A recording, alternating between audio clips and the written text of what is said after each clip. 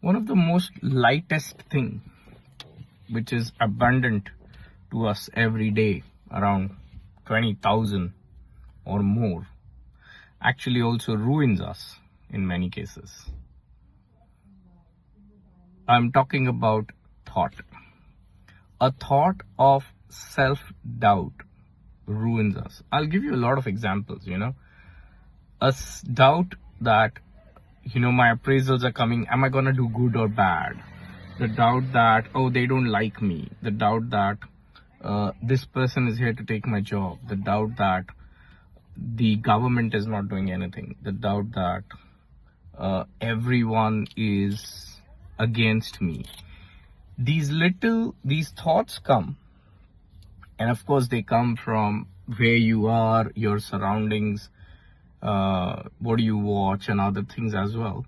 But these little thoughts come, which is like lighter than air, literally, and they come into your mind and they get as a seed into your system, and that creates self-doubt, and that has literally destroyed a lot of people. Like, I have a lot of self-doubt. I'll not deny this, right? Now the question is, how do we overcome that?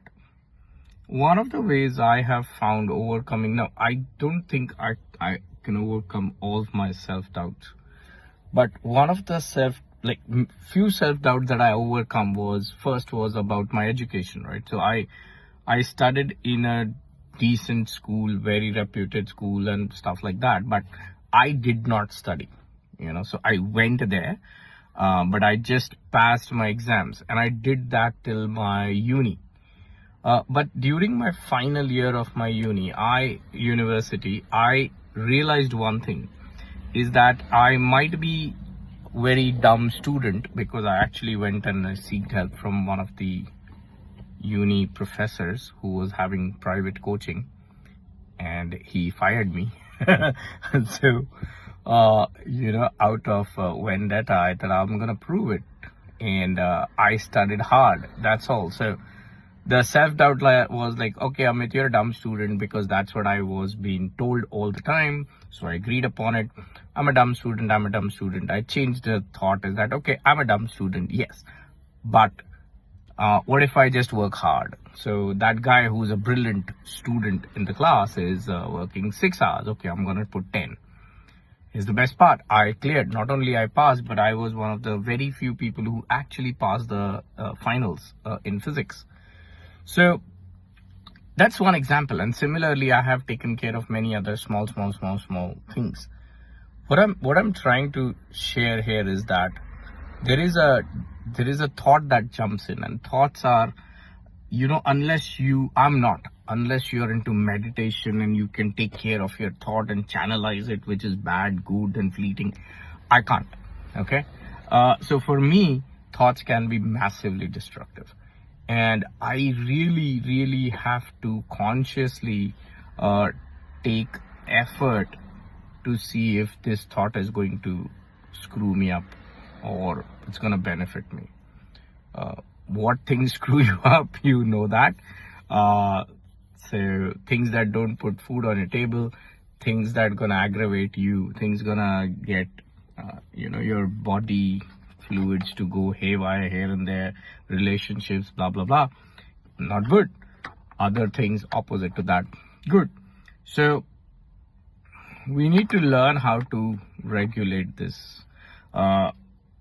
And I just see it as, if the self-doubt is not giving you the right output, it is time to put another thought in your brain and make that non-self-doubt, like make that something anti-doubt.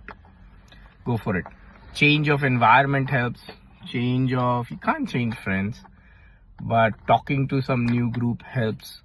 Talking lesser to your old friends help, if they are the ones who's putting a lot of thoughts in your head. Books help. There's a lot of motivational books. If nothing, they will give you a lot of stories that can help you with, feeling good. That's also a very good thing.